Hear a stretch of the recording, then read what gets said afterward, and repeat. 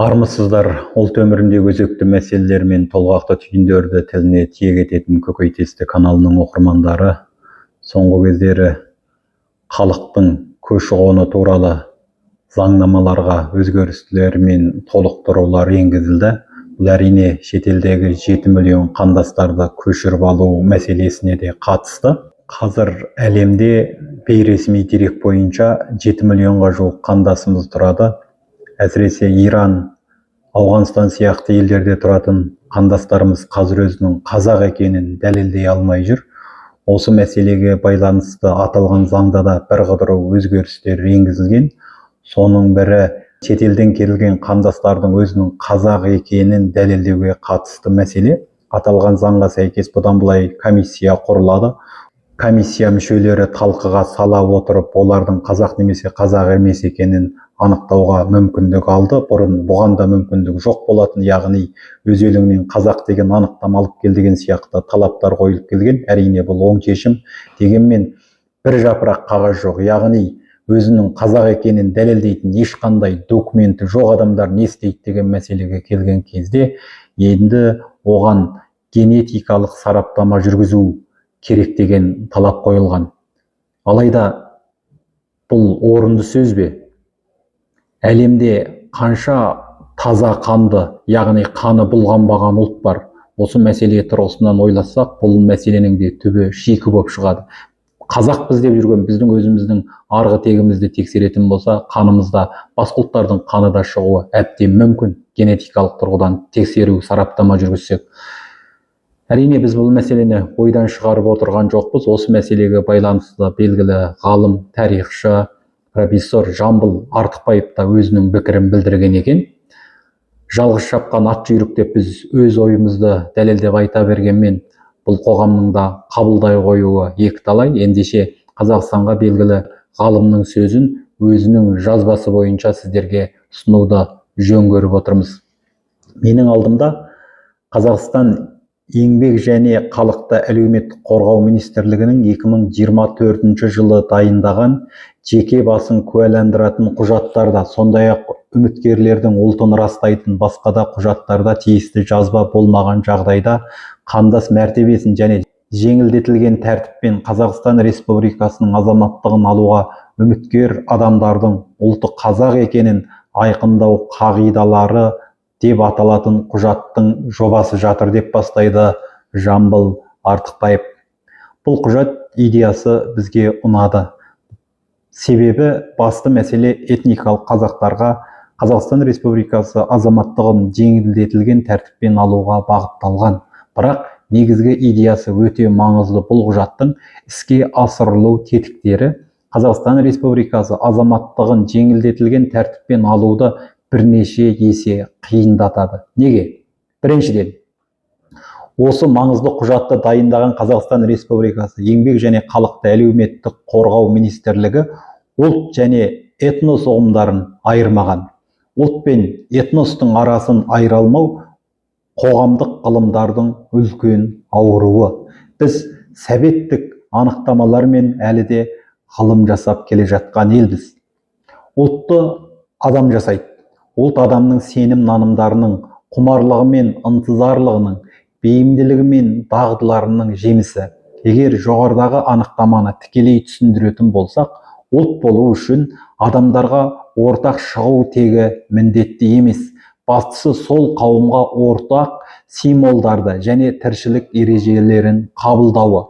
Қазақ ұлтының өкілі болу үшін 77 атаңнан бері этникалық қазақ болу шарт емес дейді Жамбыл Артықбаев. Екіншіден, жоба авторлары Қазақстан Республикасы азаматы болу үшін өтініш берген адамның қазақ ұлтына жататынын анықтау үшін молекулалық генетикалық сараптау жасау керек дейді. Бұл түбірімен адами және ғылыми тұрғыдан қате түсінік. Біріншіден, соңғы 10 жылдықта Қазақстанда әртүрлі деңгейлерде қан туралы әңгіме көбейіп кетті. Бұл әңгімелер генетикаға, қан туралы ілімдерге еш қатысы жоқ адамдар тарапынан қоғамға таңылды. Терең ойластырылмаған өзгерістердің нәтижесінде сыртқы елдерден көшіп келген қазақтар ғана емес, қазір өзінің туған жеріне, яғни Қазақстанға қайта оралған өзге этнос өкілдері де қандас атанды. Еңбек және халықты әлеуметтік қорғау министрлігінің өтініш берушінің қазақ екенін анықтау үшін молекулалық генетикалық сараптама өткізу туралы шешімі қандай ғылыми негізге жүгінеді? Менің білуімше, молекулалық генетикалық сараптама адамның әке-шешесін айырып береді, тұқым қуалайтын ауруларын анықтауға көмектеседі, бірақ ешқашан адамның этникалық шығу тегі туралы ақпарат бере алмайды. Себебі әлемде бір атадан тараған этнос жоқ. Жер бетінде мыңдаған этнос болса, соның көпшілігі құрама. Мысалы, қазақ этносы 15 ғасыр басында жүздеген ру тайпалардан құралды. Көптеген ру тайпалардың өзінің мемлекеттік тарихымен қатар өзінің қандық ерекшеліктері де болды. Мысалы, ұлы ішінде Дулат, Албан, Суан тағы басқа рулар Сывыш Гапла тобына жатады, яғни қаны жағынан Моңғолға жақын. Ал жалайырларда Сывышпен қатар R1A бар деп есептеледі. Орта жүз арғында Жибір басым, яғни ирандықтарға жақын. Ал арғын ішіндегі бөріші атасының қаны I, 2A, 2AM 223 Еуропада көп кездеседі. Енді осы I, 2A, 2AM 223 қанымен сізге испандық өтініш берсе, оны сіз этникалық қазақ деп қабылдай аласыз ба?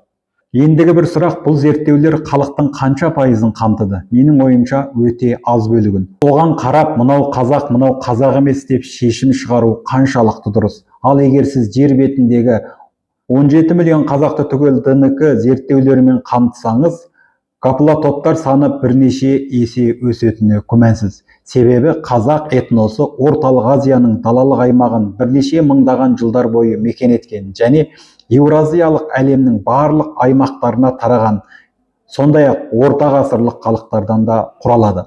Міне осы мәселелерді жіпке тізгендей сараптап шыққан профессор Жамбыл Артықбаев сөз соңында мынандай тұжырым ұсынады.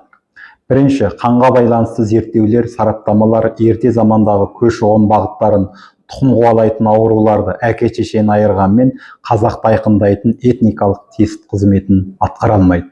Екінші, молекулалық генетикалық сараптама өткізу туралы идея шешім қабылданып, бұйрық шыққан күннен бастап қулық пен ақша табу құралына айналады. Сырттан Қазақстан Республикасының азаматы боламын деп өтінішпен келген қазақ текті адам молекулалық генетикалық сараптама жасау үшін кемі 100 мың теңге шығарады. Егер 5 адамдық отбасы болса, 500 мың теңге орташа есеппен. Сараптама идеясының құжатқа енуі де осы мүддеден туындауы әбден мүмкін.